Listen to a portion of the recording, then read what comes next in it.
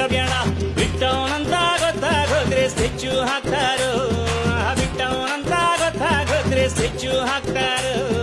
ಬೀದಿ ಹೆಣ ಆಗೋಯ್ತೀಯ ಹೊಡೆದಾಕ್ ಬಿಡ್ತಾರೋ, ಬೀದಿ ಹೆಣ ಆಗೋಯ್ತೀಯ ಹೊಡೆದಾಕ್ ಬಿಡ್ತಾರೋ. ಇಳಿಬೇಡ ಮಗ ಇಳಿಬೇಡ, ಈ ರೌಡಿಸಮ್ಗೆ ಇಳಿಬೇಡ. ಇಳಿದರು ಎಲ್ಲ ಬಿಟ್ಟಿದ್ದೀನಿ ಅಂತ ಎಲ್ಲೂ ಬಾಯಿ ಬಿಡಬೇಡ.